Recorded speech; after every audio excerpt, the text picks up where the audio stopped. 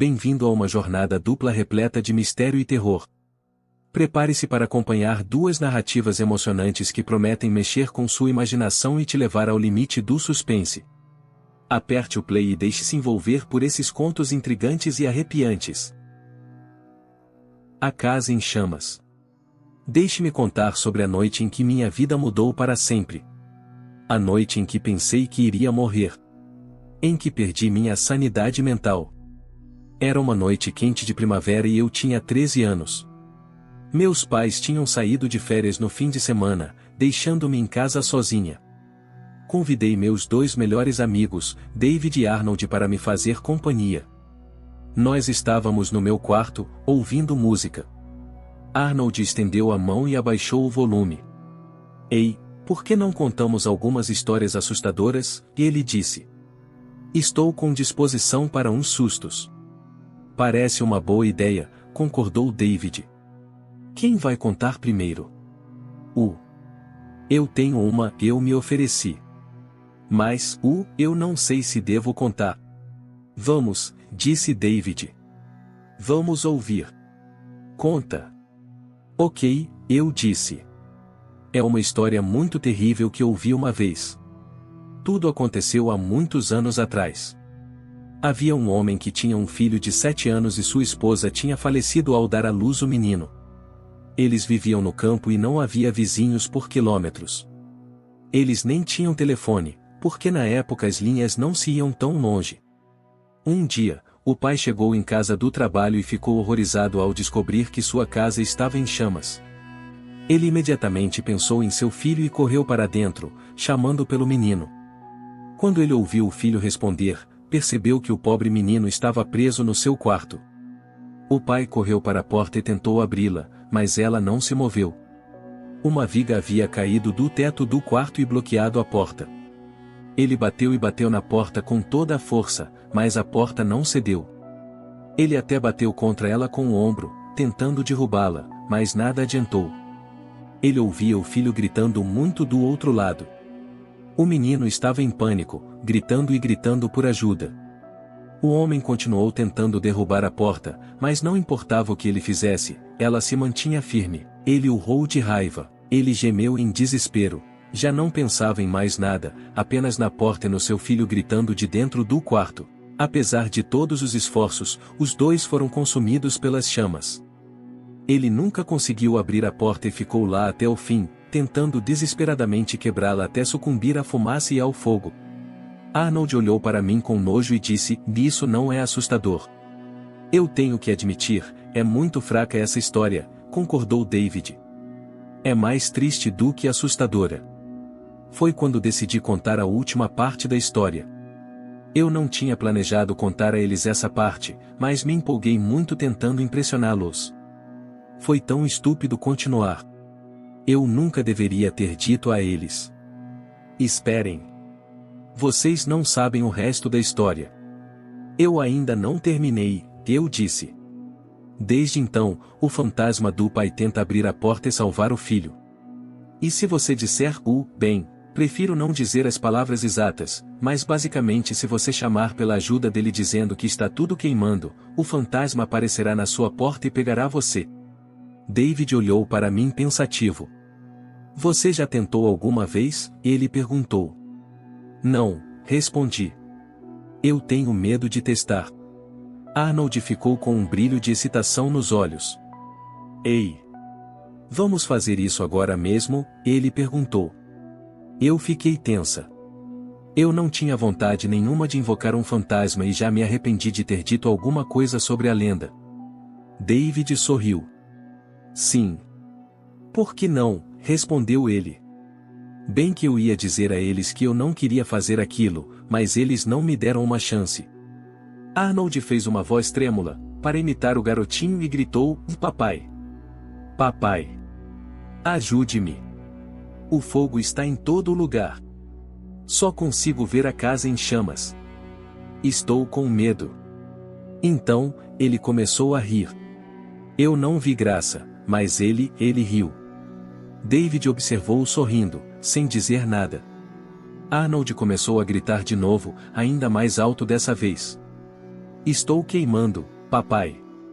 Estou queimando. Me ajuda. Pare com isso, Arnold. Não é engraçado, eu gritei. Eu não pretendia, apenas saiu. Eu estava com muito medo e não queria mais brincar daquilo. Do que você tem medo? Arnold riu. Oh, vamos lá. É apenas uma história estúpida. Só isso. E olha que nem é uma lenda boa. Ainda sorrindo, ele continuou. Pai. Por favor, me ajude. O fogo está me queimando. Eu sou. De repente, houve uma forte pancada na porta do meu quarto.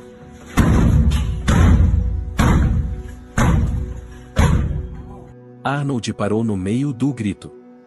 Nós todos congelamos. Houve um silêncio assustador. Todos nos entreolhamos. Não nos mexíamos. Só dava para ouvir nossas respirações ofegantes. Praticamente nossas almas saíram do corpo. O que foi isso? Arnold exclamou assustado. Se isso é uma piada, não é nada engraçada, disse David. Seu rosto estava branco como um lençol. As batidas na porta continuaram. Por conseguinte, ouvimos um homem gritando. Aqueles choros horríveis permanecerão gravados para sempre na minha memória. Eu ainda posso ouvi-los agora. Parecia o grito de um animal moribundo. Foi desumano e infinitamente triste. As batidas contra a porta e aquele grito horrível continuaram implacavelmente. Eu estava apavorada e tentei me esconder atrás do guarda-roupas.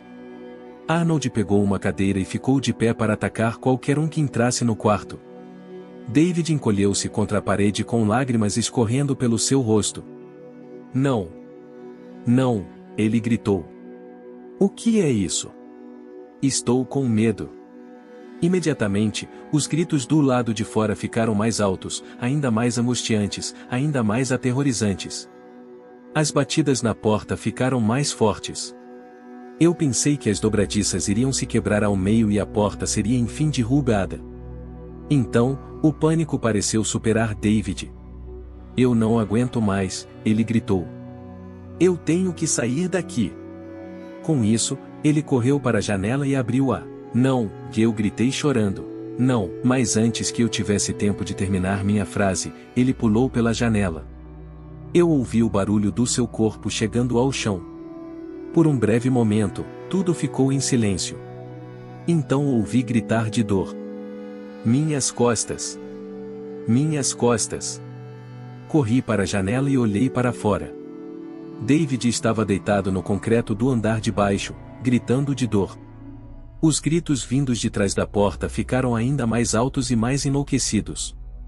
O barulho só aumentou. Eu estava ficando louca. Foi tudo um pesadelo implacável e os gritos de David só aumentaram o horror da situação. Especialmente porque Arnold e eu estávamos com muito medo de sair do quarto para ajudá-lo. Então eu senti o cheiro de algo. Eu não tinha notado a princípio, mas agora o ar no cômodo estava cheio de um fedor horrível. Era sufocante. Um cheiro de carne queimada. Era insuportável. Eu me afastei da janela e vi Arnold parado imóvel no meio do quarto. Seus olhos estavam arregalados e ele estava olhando para a porta, como se estivesse em transe. Então, ele se inclinou e vomitou no carpete. As batidas, os gritos, o cheiro de carne queimada e a visão de Arnold vomitando eram demais para mim. Eu comecei a vomitar também. Eu me inclinei contra a parede enquanto David continuava a urrar do lado de fora e as batidas furiosas na porta continuavam. Então, tive uma ideia. Talvez os gritos de David lá fora estivessem atraindo o homem do lado de fora. Assim, resolvi fechar a janela. Nós nos sentamos no chão com as mãos sobre os ouvidos, tremendo de terror enquanto os golpes cataclísmicos contra a porta continuaram inabaláveis, os terríveis gritos perfuravam nossos tímpanos e o fedor ardente misturado com o cheiro do nosso vômito sufocava nossa respiração. Gradualmente, os gritos cessaram, o cheiro diminuiu e as batidas na porta ficaram mais e mais fracas, até que finalmente tudo ficou em silêncio.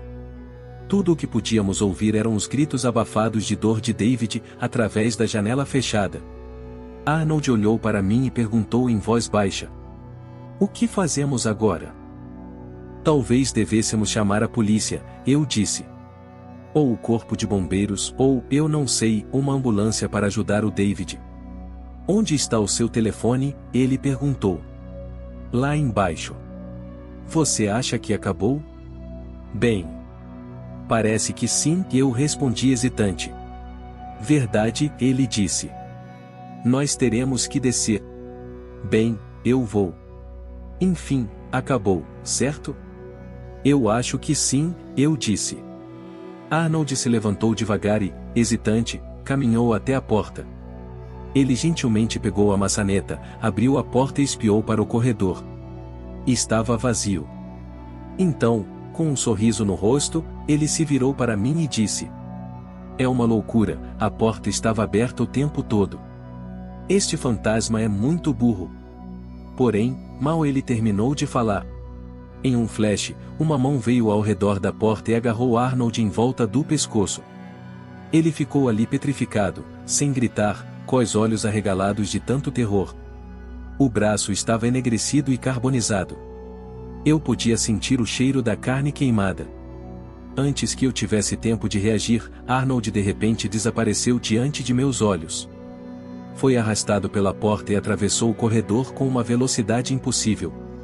A porta se fechou com um barulho ensurdecedor. Eu me levantei e corri para a porta, mas não ousei abri-la. Chamei por Arnold, mas não houve resposta. Eu não tinha coragem de abrir aquela porta, pois eu temia que o homem carbonizado ainda estivesse lá. Ninguém jamais viu Arnold novamente depois daquela noite. Meus pais me levaram a uma psiquiatra. Eu nunca contei nada a ela ou a mais ninguém. Nem a meus pais. Eles nunca teriam me entendido de qualquer maneira. David fez o mesmo. Ele passou um mês no hospital, pois tinha fraturado a coluna. Ainda hoje, tenho medo de abrir portas, pois continuo com medo do que posso encontrar do outro lado.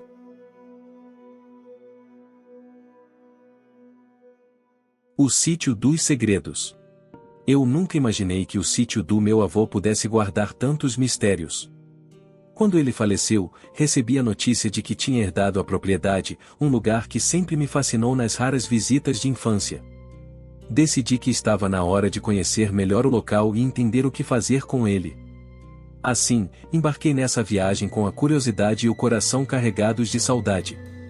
Ao chegar, fui recebida por seu João, o caseiro, e Dona Maria, a cozinheira.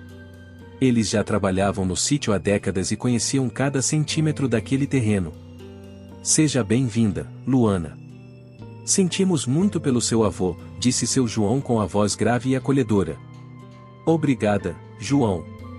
Estou feliz em estar aqui, apesar das circunstâncias", respondi, tentando esconder a tristeza. Dona Maria me preparou um chá quente e começamos a conversar sobre o sítio. Seu avô sempre dizia que essa terra era especial. Ele não revelava tudo, mas dizia que havia muitos segredos aqui, comentou ela, com um olhar misterioso. Meu interesse foi instantâneo. "Segredos? Que tipo de segredos, Maria?", perguntei curiosa. Ela sorriu enigmaticamente. "Isso você terá que descobrir por si mesma, menina." Convoquei meu amigo Marcos, um amigo de infância que trabalhava como motorista na cidade, para me ajudar. "Luana, parece uma grande aventura." "Vou pegar meu carro e já estou a caminho", respondeu ele animado ao telefone. Quando Marcos chegou, começamos a explorar a casa grande e antiga. Havia tantas coisas para ver, livros antigos, documentos, objetos de valor histórico. "Este lugar é um tesouro, Luana", disse Marcos, maravilhado. No jardim, encontramos indícios de uma estrutura antiga. Com as ferramentas de Marcos, começamos a escavar e descobrimos vestígios de um antigo cemitério indígena. "Luana, isso é incrível. Este sítio está sobre um lugar sagrado", afirmou Marcos, enquanto limpava cuidadosamente um artefato. A sensação de estar em um lugar tão especial me tomou de surpresa. "Você acha que meu avô sabia disso?", perguntei. Marcos assentiu. "Com certeza. Ele devia ter um bom motivo para não contar a ninguém." Voltando a casa, seu João e Dona Maria nos contaram mais histórias sobre o avô. Ele sempre respeitou a terra e os espíritos que aqui habitam. Era quase como se ele tivesse um pacto com eles, disse seu João, coçando a barba. Pacto? Que tipo de pacto? Questionei, intrigada. Ele nunca revelou muito, mas dizia que a proteção do sítio dependia de manter os segredos e respeitar os espíritos, explicou Dona Maria. Os dias seguintes foram de intensas descobertas. Documentos antigos revelavam que o sítio tinha uma rica história e que os habitantes tinham uma ligação especial com a terra. Luana, olhe isso, disse Marcos, mostrando um pergaminho envelhecido. Seu avô foi escolhido para proteger esse lugar. Ele fez um juramento aos espíritos. Senti um calafrio percorrer minha espinha. Então é nossa responsabilidade continuar esse legado, concluí, determinada. Com a ajuda de seu João e Dona Maria, comecei a entender melhor a verdadeira importância do sítio. Seu avô sempre acreditou que esta terra era sagrada, disse Dona Maria. Ele dizia que aqui é um local de grande poder espiritual. Estamos prontos para ajudar você, Luana. Queremos preservar a história e os segredos do sítio, afirmou seu João, com um brilho de determinação nos olhos. Marcos e eu continuamos nossa exploração, encontrando objetos e documentos que revelavam a rica herança cultural do sítio. Descobrimos que os moradores tinham uma conexão profunda com a terra e os espíritos. Luana, acho que encontramos algo importante, disse Marcos, enquanto segurava um velho diário de anotações. Ao ler as páginas amareladas, descobri que meu avô tinha feito um pacto com os espíritos para proteger o sítio e seus segredos. Ele acreditava que o poder espiritual do lugar precisava ser respeitado e preservado para as gerações futuras. Nossa missão é garantir que esse sítio permaneça intocado e protegido, disse Marcos, enquanto fechava o diário. Com uma nova perspectiva sobre a herança do meu avô, decidi que manteria o sítio e continuaria a tradição de proteger seus segredos e história.